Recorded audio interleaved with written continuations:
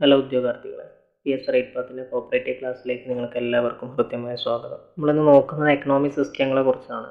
കഴിഞ്ഞ ക്ലാസ്സിൽ നമ്മൾ ഇതിൻ്റെ ഒരു ആമുഖം പറഞ്ഞു വെച്ചിട്ടുണ്ട്. അപ്പോൾ അത് കണ്ടതിന് ശേഷം നിങ്ങൾ ഈ ക്ലാസ് കാണുക, എന്നാലാണ് നിങ്ങൾക്ക് അതിൻ്റെ വ്യക്തമായ പിക്ചർ ഒന്ന് കിട്ടുക.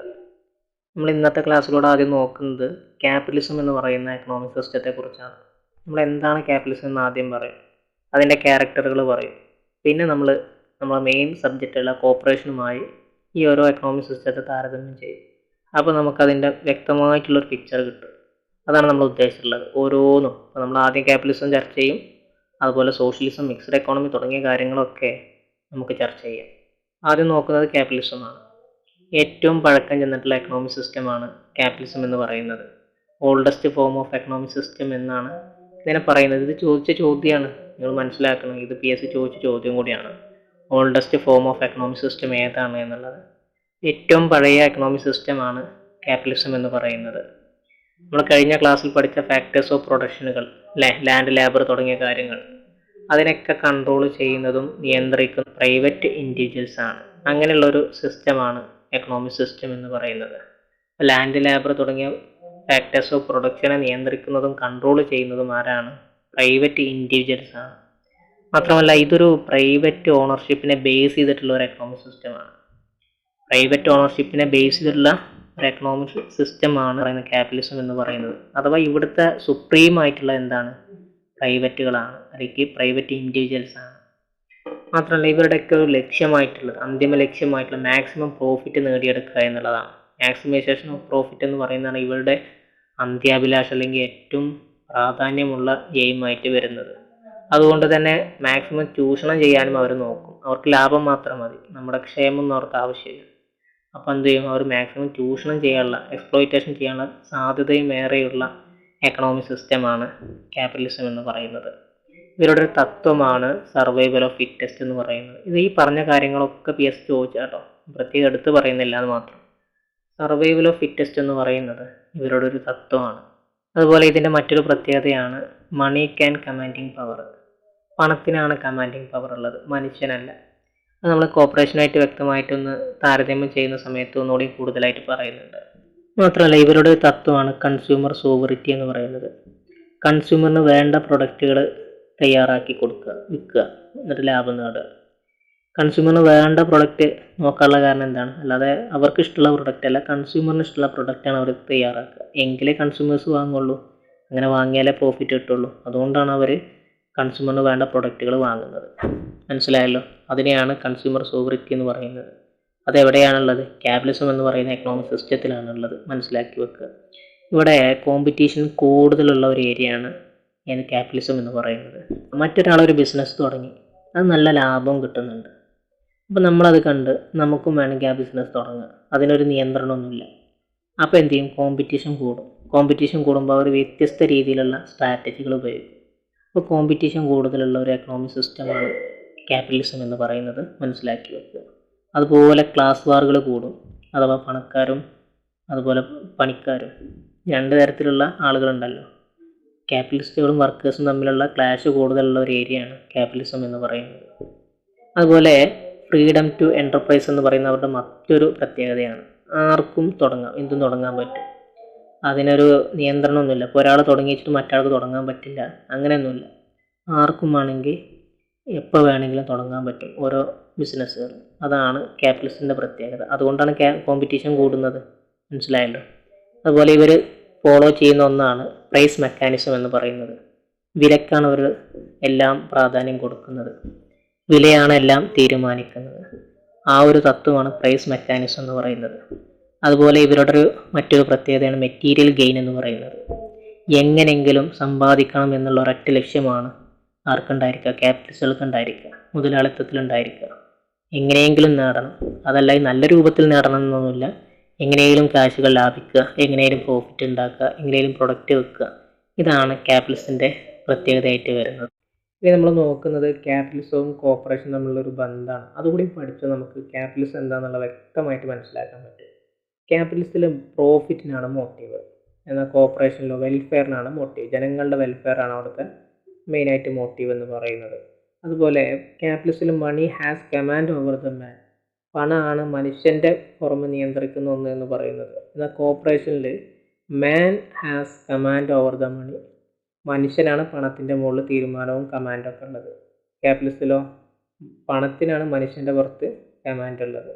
ഇനി അതുപോലെ മൂന്നാമത്തെ ഒന്നാണ് എക്സ്പ്ലോയിറ്റേഷൻ. ക്യാപിറ്റലിസ്റ്റിൽ ചൂഷണം കൂടുതലാണ്, എന്നാൽ കോർപ്പറേഷനിൽ ഈക്വൽ റേറ്റ് ആണ്, എല്ലാവർക്കും തുല്യ അവകാശം. അവിടെ എക്സ്പ്ലോയിറ്റേഷൻ ഇല്ല. അതുപോലെ ക്യാപിറ്റലിസ്റ്റിൽ കോമ്പറ്റീഷൻ കൂടുതലായിരിക്കും. കോർപ്പറേഷൻ എമംഗ് കോപ്പറേറ്റീവ്, അവർ ആർക്കും ബുദ്ധിമുട്ടില്ലാത്ത രീതിയിൽ അങ്ങോട്ടും ഇങ്ങോട്ടും പരിക്കില്ലാത്ത രീതിയിലാണ് പെരുമാറുന്നത്. അതുപോലെ ക്യാപിറ്റലിസ്റ്റിൽ ഇൻഡിവിജ്വലിസ്റ്റിക് ഫിലോസഫിയാണുള്ളത്. വ്യക്തിഗതമായിട്ടുള്ള കാര്യങ്ങളാണ് അവിടെ നോക്കുന്നത്.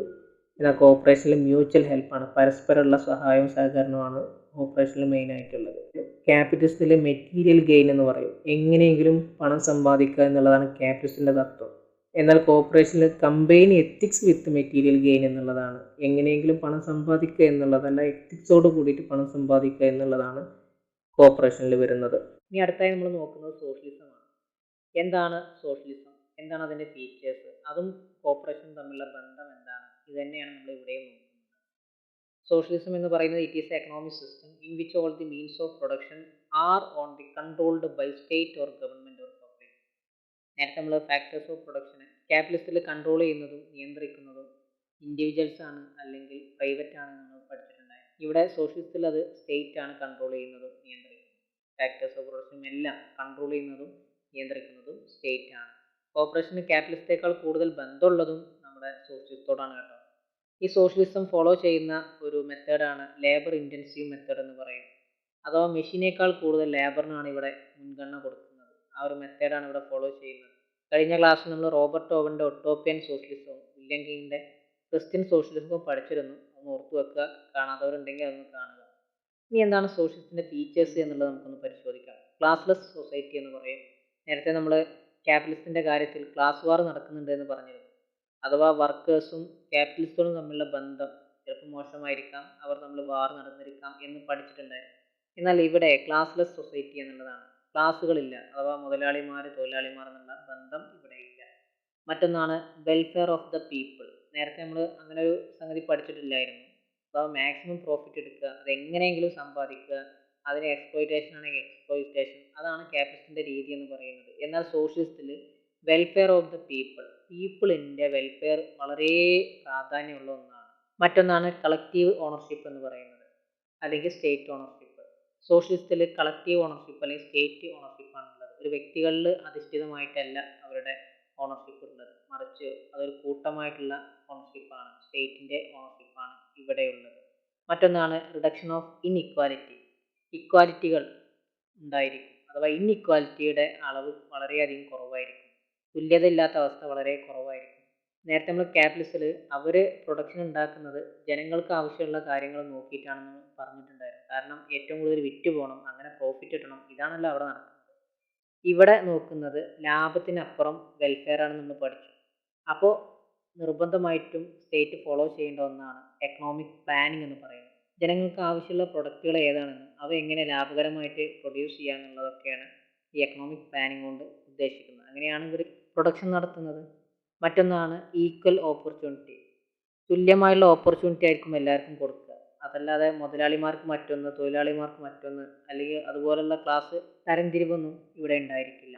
ഒന്നാമതായിട്ട് പറയുന്നത് system of government to avoid exploitation. ഇവിടെ എക്സ്പ്ലോയിറ്റേഷൻ അവോയ്ഡ് ചെയ്യുന്നത് ഗവൺമെൻറ് ആണ്. കോർപ്പറേഷനിലോ അതൊരു തോട്ടാണ്, ഒരു സിസ്റ്റമാണ്. ആ ഒരു സിസ്റ്റത്തിലൂടെ തന്നെയാണ് എക്സ്പ്ലോയിറ്റേഷൻ അവോയ്ഡ് ചെയ്യുന്നത്. രണ്ടാമത്തെ കാര്യം, സോഷ്യലിസം എന്ന് പറയുന്നത് ഒരു political remedy to avoid economic evils. Economic ഈവിൾസുകളെല്ലാം അവോയ്ഡ് ചെയ്യുന്നത് പൊളിറ്റിക്കൽ റെമഡിയിലൂടെയാണ്. സ്റ്റേറ്റ് ആണ് ഇവിടെ സുപ്രീം എന്ന് നമുക്കറിയാം. അപ്പോൾ ആ സ്റ്റേറ്റ് അതിൻ്റെ ഒരു പൊളിറ്റിക്കൽ ഇടപെടലിലൂടെയാണ് എന്ത് ചെയ്യുന്നത്, എക്കണോമിക് ഈവിൾസ് എല്ലാം സോഷ്യലിസത്തിൽ അവോയ്ഡ് ചെയ്യുന്നത്. എന്നാൽ കോർപ്പറേഷൻ്റെ കാര്യം എടുത്തു നോക്കുമ്പോൾ എക്കണോമിക് ഈവിൾസ് എല്ലാം അവോയ്ഡ് ചെയ്യുന്നത് ഒരു എക്കണോമിക് റെമഡിയിലൂടെയാണ്. ഇതൊരു എക്കണോമിക് സിസ്റ്റമാണ്, ജനങ്ങളുടെ എല്ലാം കൂട്ടായിട്ടുള്ള ഒരു ഫലം, അവരുടെ എല്ലാവരും കൂട്ടായ്മ, ഇതിൻ്റെ ഫലത്താലാണ് നമ്മൾ എക്കണോമിക് ഈവിൾസുകളെല്ലാം മാറ്റിയെടുക്കുന്നത്. അല്ലാതെ കുത്തക എന്നല്ലല്ലോ അവിടെ വരുന്നത്. അപ്പം അങ്ങനെയാണ് ഇവിടെ എക്കണോമിക് ഈവിൾസുകളെല്ലാം അവോയ്ഡ് ചെയ്യുന്നത് എന്നാണ് രണ്ടാമത്തേതിൽ നമ്മൾ തമ്മിൽ താരതമ്യം ചെയ്യുമ്പോൾ പഠിക്കുന്നത്. മൂന്നാമത്തെ കാര്യം, ഗവൺമെൻറ് ഓർ സ്റ്റേറ്റ് ആണ് സുപ്രീം അതോറിറ്റി എന്ന് പറയുന്നത് സോഷ്യലിസ്റ്റിൽ ഗവൺമെൻറ് അല്ലെങ്കിൽ സ്റ്റേറ്റ് ആണ് സുപ്രീം ആയിട്ടുള്ള അതോറിറ്റി, ഏറ്റവും വലിയ അതോറിറ്റി എന്ന് പറയുന്നത്. സോഷ്യലിസ്റ്റിൽ അങ്ങനെയല്ല, മെമ്പേഴ്സ് അല്ലെങ്കിൽ ഇൻഡിവിജ്വൽസ് ആണ് സുപ്രീം. അതിൽ മെമ്പേഴ്സ് ഉണ്ടാവും, ഓരോ കോപ്പറേറ്റീവ് സൊസൈറ്റിയിലും മെമ്പേഴ്സ് ഉണ്ടാവും, ആ മെമ്പേഴ്സ് ആണ് അവിടുത്തെ സുപ്രീം എന്ന് പറയുന്നത്. സോഷ്യലിസം എന്ന് പറയുന്നത് ഓണർഷിപ്പ് ഇൻ ഫുള്ളി സ്റ്റേറ്റ് ആണ്. അവിടെ ഓണർഷിപ്പ് എല്ലാം ബന്ധപ്പെട്ട് കിടക്കുന്നത് സ്റ്റേറ്റിൽ മാത്രമാണ്. എന്നാൽ കോർപ്പറേഷൻ്റെ കാര്യം എടുത്ത് നോക്കുമ്പോൾ ownership controlled by state or individuals or community. State മാത്രമല്ല, അവിടെ ഇൻഡിവിജ്വൽസും കമ്മ്യൂണിറ്റി ഒക്കെ അതിൽ ഓണർഷിപ്പ് കൺട്രോൾ ചെയ്യുന്ന ആളുകളാണ്. നമ്മൾ ഇനി പഠിക്കുന്ന എക്കോണമിക് സിസ്റ്റമാണ് മിക്സഡ് എക്കോണമി എന്ന് പറയുന്നത്. പൂർണ്ണമായും പബ്ലിക്കിൻ്റെയോ പൂർണ്ണമായും പ്രൈവറ്റിൻ്റെയോ അല്ലാത്തൊരു എക്കോണമിക് സിസ്റ്റമാണ് മിക്സഡ് എക്കോണമി എന്ന് പറയുന്നത്. നമ്മുടെ ഇന്ത്യ രാജ്യത്ത് നിലനിൽക്കുന്ന എക്കോണമിക് സിസ്റ്റമാണ് മിക്സഡ് എക്കോണമി. അതിന് ഏറ്റവും നല്ല ഉദാഹരണമാണ് ജോയിൻറ്റ് സ്റ്റോക്ക് കമ്പനികൾ. പബ്ലിക്കിലും ഉണ്ടായിരിക്കും ജോയിൻറ്റ് സ്റ്റോക്ക് കമ്പനി, പ്രൈവറ്റിലും ഉണ്ടായിരിക്കാം. നമുക്കതിൻ്റെ പ്രത്യേകതകൾ കോർപ്പറേഷനുമായി ഒന്ന് തട്ടിച്ചു നോക്കാം എളുപ്പത്തിൽ മനസ്സിലാക്കാൻ വേണ്ടി. ഒന്നാമത്തെ കാര്യം എന്ന് പറയുന്നത്, ജോയിൻറ്റ് സ്റ്റോക്ക് കമ്പനികൾ രജിസ്റ്റേർഡ് ചെയ്യുന്നത് കമ്പനീസ് ആക്ട് 1956 പ്രകാരമാണെങ്കിൽ കോപ്പറേറ്റീവ് സ്ഥാപനങ്ങൾ രജിസ്റ്റേർഡ് ചെയ്യുന്നത് ആസ് പെർ KCS ആക്ട് 1969 പ്രകാരമാണ്. രണ്ടിൻ്റെയും ആക്ടുകളാണ് അവിടെ പറയുന്നത്. ഇനി ജോയിൻറ്റ് സ്റ്റോക്ക് കമ്പനികൾ ലിമിറ്റഡ് ലയബിലിറ്റി ഉള്ളതുണ്ടായിരിക്കും, അൺലിമിറ്റഡ് ലയബിലിറ്റി ഉള്ളതും ഉണ്ടായിരിക്കും. എന്നാൽ കോപ്പറേറ്റീവ് സ്ഥാപനങ്ങൾ വെറും ലിമിറ്റഡ് ലയബിലിറ്റി മാത്രമേ ഇപ്പോൾ തുടങ്ങാൻ പറ്റുകയുള്ളൂ. എന്നാൽ 1969 മുമ്പുള്ള അൺലിമിറ്റഡ് സൊസൈറ്റികൾക്ക് വേണമെങ്കിൽ അതുപോലെ തുടരാനുള്ള ഒരു പ്രൊവിഷനും കൊടുക്കുന്നുണ്ട്. മൂന്നാമത്തെ കാര്യം, ഇന്റേണൽ മാനേജ്മെൻറ്റ് പ്രിസ്ക്രൈബ് ചെയ്തത് ജോയിൻറ്റ് സ്റ്റോക്ക് കമ്പനികളിൽ ആർട്ടിക്കിൾസ് ഓഫ് അസോസിയേഷനിലാണെങ്കിൽ കോപ്പറേറ്റീവ് സ്ഥാപനങ്ങളിൽ ഇന്റേണൽ മാനേജ്മെൻറ്റ് പ്രിസ്ക്രൈബ് ചെയ്യുന്നത് അതിൻ്റെ ബൈലോയിലാണ്. ഈ ജോയിൻറ്റ് സ്റ്റോക്ക് കമ്പനികൾക്ക് കൂടുതൽ ഇമ്പോർട്ടൻ്റ് എന്ന് പറയുന്നത് ക്യാപിറ്റലിനാണ്. Capital more important in joint stock company എങ്കിൽ കോപ്പറേറ്റീവ് സ്ഥാപനങ്ങളിൽ മെമ്പേഴ്സിനാണ് കൂടുതൽ പ്രാധാന്യം എന്ന് പറയുന്നത്. ജോയിൻറ്റ് സ്റ്റോക്ക് കമ്പനികൾ എന്ന് പറയുന്നത് ഒരു ക്യാപിറ്റലിൻ്റെ ഒരു കൂട്ടമാണ്, അസോസിയേഷൻ ഓഫ് ക്യാപിറ്റലാണ്, ഷെയർ ഹോൾഡേഴ്സിൻ്റെ ഒരു കൂട്ടമാണ്.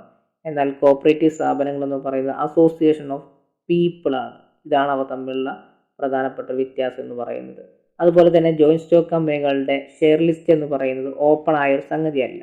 എന്നാൽ കോപ്പറേറ്റീവ് സ്ഥാപനങ്ങളുടെ ഷെയർ ലിസ്റ്റ് എന്ന് പറയുന്നത് എപ്പോഴും ഓപ്പൺ ആയിട്ടുള്ള ഒന്നാണ്. അതുപോലെ തന്നെ ജോയിൻറ്റ് സ്റ്റോക്ക് കമ്പനികളുടെ ഷെയർ നമുക്ക് എന്ത് ചെയ്യാം, ഫേസ് വാല്യൂവിനേക്കാൾ കൂടുതലായിട്ട് അല്ലെങ്കിൽ കുറച്ച് വിൽക്കാം. എന്നാൽ കോപ്പറേറ്റീവ് സ്ഥാപനങ്ങളുടെ ഷെയറുകൾ ഫേസ് വാല്യൂവിൽ മാത്രമാണ് വിൽക്കാൻ സാധിക്കുന്നത്. അതുപോലെ ജോയിൻറ്റ് സ്റ്റോക്ക് കമ്പനികളിൽ കോമ്പറ്റീഷൻ നന്നായിട്ടുണ്ടായിരിക്കാം. എന്നാൽ കോപ്പറേറ്റീവ് സ്ഥാപനങ്ങളിലാകട്ടെ അവരെല്ലാം തമ്മിലൊരു കോപ്പറേഷൻ നിലനിൽക്കുന്നുണ്ടാകും, കോപ്പറേഷൻ എമംഗ് കോപ്പറേറ്റീവ്. അതുപോലെ ജോയിൻറ്റ് സ്റ്റോക്ക് കമ്പനികൾ എപ്പോഴും മോണോപ്പൊളി ആക്കാൻ ആഗ്രഹിക്കുന്നവരാണ്. എന്നാൽ കോപ്പറേറ്റീവ് സ്ഥാപനങ്ങളാവട്ടെ ലീവ് ആൻഡ് ലെറ്റ് ലീവ് എന്നുള്ള തത്വമാണ്. ജീവിക്കുക, മറ്റുള്ളവരെ ജീവിക്കാൻ സമ്മതിക്കുക. ഈ മെമ്പേഴ്സിൻ്റെ കാര്യം എടുത്തു നോക്കുകയാണെങ്കിൽ ജോയിൻറ്റ് സ്റ്റോക്ക് കമ്പനികളിൽ രണ്ട് തരത്തിലുള്ള കമ്പനികളാണ് ഉണ്ടായിരിക്കുക, പ്രൈവറ്റും പബ്ലിക്കും. പ്രൈവറ്റിലെ മെമ്പേഴ്സ് എന്ന് പറയുന്നത് മിനിമം 2ഉം മാക്സിമം 200 പേരുമാണ്. പബ്ലിക്കിൽ മിനിമം 7ഉം മാക്സിമം എത്രയുമാകാം. അതുപോലെ കോപ്പറേറ്റീവ് സ്ഥാപനങ്ങളിലെ മെമ്പേഴ്സ് എന്ന് പറയുന്നത് മിനിമം 25 പേരെങ്കിലും ഉണ്ടെങ്കിൽ ഒരു കോപ്പറേറ്റീവ് സ്ഥാപനം തുടങ്ങാൻ പറ്റുള്ളൂ, മാക്സിമം എത്രയുമാകാം. അതുപോലെ ബോർഡ് ഓഫ് ഡയറക്ടേഴ്സ് എന്ന് പറയുന്നത് ജോയിൻറ്റ് സ്റ്റോക്ക് കമ്പനികളിൽ പ്രൈവറ്റിൽ മിനിമം 2ഉം മാക്സിമം 15ഉം, അതേപോലെ തന്നെ പബ്ലിക്കിലും മിനിമം 2 മാക്സിമം 15 ആണ്, രണ്ടും ഒരുപോലെ. എന്നാൽ കോപ്പറേറ്റീവ് സ്ഥാപനങ്ങളിലാവട്ടെ പ്രൈമറി കോപ്പറേറ്റീവ് സ്ഥാപനങ്ങളിൽ ബോർഡ് ഓഫ് ഡയറക്ടേഴ്സ് മിനിമം 7ഉം മാക്സിമം 15ഉം ആണ്. എന്നാൽ അതർ ദാൻ പ്രൈമറി ആണെങ്കിൽ, പ്രൈമറി അല്ലാത്ത കോപ്പറേറ്റീവ് സ്ഥാപനങ്ങളാണെങ്കിൽ മിനിമം 7ഉം മാക്സിമം 21 പേര് വരെ ആകാവുന്നതാണ്. ജോയിൻറ്റ് സ്റ്റോക്ക് കമ്പനികളിൽ പ്രോക്സി അനുവദിക്കുന്നതാണ്. പ്രോക്സി എന്ന് പറഞ്ഞാൽ ഷെയർ ഹോൾഡേഴ്സിന് പകരം മറ്റൊരാൾ പോകാവുന്ന, മീറ്റിങ്ങിൽ പോകാവുന്ന, വോട്ടെടുക്കാവുന്ന, അത് ജോയിൻറ്റ് സ്റ്റോക്ക് കമ്പനികളിൽ പറ്റുമെങ്കിലും എന്നാൽ കോപ്പറേറ്റീവ് സ്ഥാപനങ്ങളിൽ പ്രോക്സി അനുവദിക്കുന്ന ഒന്നല്ല. അതുപോലെ ജോയിൻറ്റ് സ്റ്റോക്ക് കമ്പനികൾ എന്ന് പറയുന്നത് യൂണിയൻ ഓഫ് ക്യാപിറ്റലാണ്. എന്നാൽ കോപ്പറേറ്റീവ് സ്ഥാപനങ്ങൾ യൂണിയൻ ഓഫ് പേഴ്സൺ ആണ്. നമ്മൾ ജോയിൻറ്റ് സ്റ്റോക്ക് കമ്പനികളെ കുറിച്ച് പഠിച്ചപ്പോൾ അതോടൊപ്പം പഠിക്കേണ്ട ഒന്നാണ് പാർട്ട്ണർഷിപ്പ് എന്ന് പറയുന്നത്. ജോയിൻറ്റ് സ്റ്റോക്ക് കമ്പനികൾ കമ്പനീസ് ആക്ട് 1956 പ്രകാരം രജിസ്റ്റർ ചെയ്യുന്നെങ്കിൽ പാർട്ട്ണർഷിപ്പ് ആക്ട് പ്രകാരം 1932 ആക്ട് പ്രകാരമാണ് പാർട്ട്ണർഷിപ്പ് ബിസിനസ് സ്റ്റാർട്ട് ചെയ്യുന്നത്.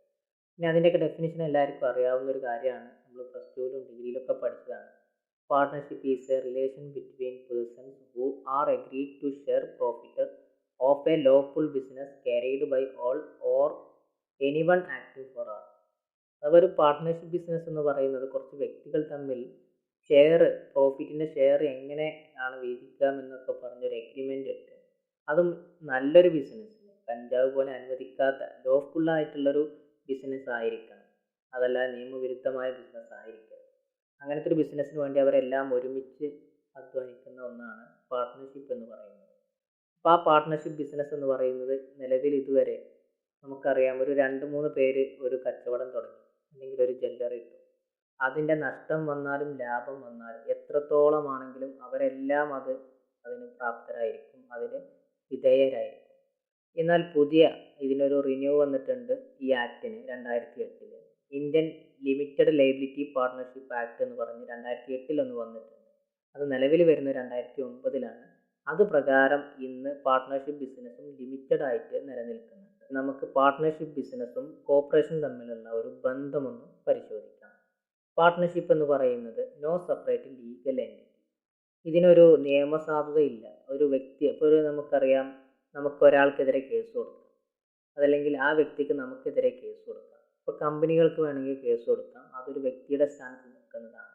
എന്നാൽ പാർട്ട്ണർഷിപ്പിന് എന്ന് പറയുന്നത് അതിനൊരു ലീഗൽ എൻറ്റിറ്റി ഇല്ല. കോർപ്പറേഷൻ ആ ലീഗൽ എൻറ്റിറ്റി ഉണ്ട്. അതുപോലെ രജിസ്ട്രേഷൻ എന്ന് പറയുന്നത് പാർട്ട്ണർഷിപ്പിൽ നിർബന്ധമായൊരു സംഗതിയല്ല, കോർപ്പറേഷനിൽ നിർബന്ധമാണ്. അതുപോലെ പാർട്ട്ണർഷിപ്പ് എന്ന് പറയുന്നത് മാനേജ് ചെയ്യുന്നത് പാർട്ട്നേഴ്സാണ്. എന്നാൽ കോർപ്പറേറ്റീവ് സ്ഥാപനങ്ങൾ അവരുടെ ഡയറക്ടേഴ്സ്, മെമ്പേഴ്സ് എല്ലാം തിരഞ്ഞെടുത്ത ഡയറക്ടേഴ്സാണ് അത് മാനേജ് ചെയ്യുന്നത്. അതുപോലെ പാർട്ട്ണർഷിപ്പിൽ അൺലിമിറ്റഡ് ലയബിലിറ്റി ആണ് നിലവിൽ ഉണ്ടായിരുന്നത്, ഇപ്പം ലിമിറ്റഡ് തുടങ്ങിയിട്ടുണ്ട്, ഏതോട്ടെ. എന്നാൽ കോർപ്പറേഷനിൽ ലിമിറ്റഡ് ലയബിലിറ്റി മാത്രമാണ് തുടങ്ങാൻ പറ്റുന്നത്. 1969 മുമ്പുള്ള അൺലിമിറ്റഡ് വേണമെങ്കിൽ അതുപോലെ തുടരാവുന്നതാണ് എന്നൊരു ഓപ്ഷനും ഉണ്ട്. ഓക്കെ, പാർട്ട്ണർഷിപ്പിൽ മെമ്പർഷിപ്പ് എന്ന് പറയുന്നത് അത് കൊടുക്കുന്നത് എല്ലാവരുടെയും സമ്മതത്തോട് കൂടിയിട്ടാണ്, പാർട്ട്നേഴ്സിൻ്റെ അല്ല. എന്നാൽ കോർപ്പറേഷനിൽ മെമ്പേഴ്സിൻ്റെ മാത്രം കൺസെൻറ്റോട് കൂടിയിട്ടൊരു മെമ്പർഷിപ്പ് കൊടുക്കാൻ പറ്റില്ല. അതിന് കുറച്ച് നൂലാമാലകളുണ്ട്, അതെല്ലാം കടന്നിട്ട് വേണം ഒരു മെമ്പർ ആവണമെങ്കിൽ. പാർട്ട്ണർഷിപ്പ് ബിസിനസ്സിൽ മിനിമം പാർട്ട്നേഴ്സ് എന്ന് പറയുന്നത് 2 പേരാണ്. കോർപ്പറേഷനിൽ അതിൻ്റെ മിനിമം മെമ്പേഴ്സ് എന്ന് പറയുന്നത് 25 പേരാണ്. 25 പേരില്ലാതെ ഒരു കോർപ്പറേറ്റീവ് സ്ഥാപനം തുടങ്ങാൻ പറ്റില്ല. അതുപോലെ മാക്സിമം മെമ്പേഴ്സ് എന്ന് പറയുന്നത് പാർട്ട്ണർഷിപ്പിൽ 100 പേരാണ് നിലവിൽ. മുമ്പ് അത് ബാങ്ക് ആണെങ്കിൽ 10, ബാങ്ക് അല്ലാത്ത സ്ഥാപനമാണെങ്കിൽ, പാർട്ട്ണർഷിപ്പ് ബിസിനസ് ആണെങ്കിൽ 20 എന്നൊരു ഓപ്ഷൻ ഉണ്ടായിരുന്നു. 2023 കമ്പനീസ് ആക്ടിൽ ഇത് 100 പേരാക്കി മാറ്റിയിട്ടുണ്ട്. അപ്പോൾ നിലവിൽ മാക്സിമം 100 മെമ്പേഴ്സാണ് പാർട്ട്ണർഷിപ്പ് ബിസിനസ്സിലുള്ളത്. എന്നാൽ കോർപ്പറേറ്റീവ് സ്ഥാപനങ്ങളിൽ അങ്ങനെ ഒരു മെമ്പേഴ്സിന് ലിമിറ്റ് ഇല്ല. പാർട്ട്ണർഷിപ്പ് ബിസിനസ്സിൽ ഓറലും റിട്ടലും ആയിട്ടുള്ള പാർട്ട്ണർഷിപ്പ് ഉണ്ടായിരുന്നു. എന്നാൽ കോർപ്പറേറ്റീവ് സ്ഥാപനങ്ങളിൽ റിട്ടൺ മെമ്പർഷിപ്പ് മാത്രമാണ് ഉണ്ടായിരുന്നത്. അതുപോലെ നമുക്ക് എല്ലാവർക്കും അറിയാം, പാർട്ട്ണർഷിപ്പ് ബിസിനസ് എന്ന് പറയുന്നത് 1932 പാർട്ട്ണർഷിപ്പ് ആക്ട് പ്രകാരമാണ് പാർട്ട്ണർഷിപ്പ് ബിസിനസ് തുടങ്ങുന്നത്. കോർപ്പറേറ്റീവ് സ്ഥാപനങ്ങൾ രജിസ്റ്റർ ചെയ്യുന്നത് കേരളത്തിൽ പ്രത്യേകിച്ച് KCS ആക്ട് 1969 ആണ്. മൾട്ടി സ്റ്റേറ്റ് ആണെങ്കിൽ അതിൻ്റെ ആക്ട്. അതുപോലെ പാർട്ട്ണർഷിപ്പ് ബിസിനസ്സിൽ അംഗങ്ങൾക്ക് ശേഷം അതിനൊരു നിലനിൽപ്പ് ഉണ്ടായിരിക്കില്ല. അഥവാ അംഗങ്ങൾ എല്ലാവരും മരിച്ചു കഴിഞ്ഞാൽ, അതല്ലെങ്കിൽ അംഗങ്ങളെല്ലാം പരസ്പരം വിട്ടുപോയി കഴിഞ്ഞാൽ പിന്നെ ആ ബിസിനസ്സിനൊരു നിലനിൽപ്പില്ല. എന്നാൽ കോർപ്പറേറ്റീവ് സ്ഥാപനങ്ങൾ എന്ന് പറയുന്നത് സ്ഥായിയായ നിലനിൽപ്പുള്ള ഒന്നാണ്. അതുപോലെ പാർട്ട്ണർഷിപ്പ് ബിസിനസ്സിൽ ഏജൻസി ഉണ്ടായിരിക്കും ബിറ്റ്വീൻ പാർട്ട്നേഴ്സ്. എന്നാൽ കോർപ്പറേറ്റീവ് സ്ഥാപനങ്ങളിൽ ഏജൻസി സർവീസ് ഉണ്ടായിരിക്കും. അപ്പോൾ ഇതൊക്കെയാണ് നമ്മുടെ എക്കണോമിക് സിസ്റ്റവുമായി ബന്ധപ്പെട്ട് നിങ്ങൾ മനസ്സിലാക്കി വെക്കേണ്ട കാര്യങ്ങൾ. ഇത് നമുക്ക് അടുത്തൊരു ചാപ്റ്ററുമായിട്ട് നമുക്ക്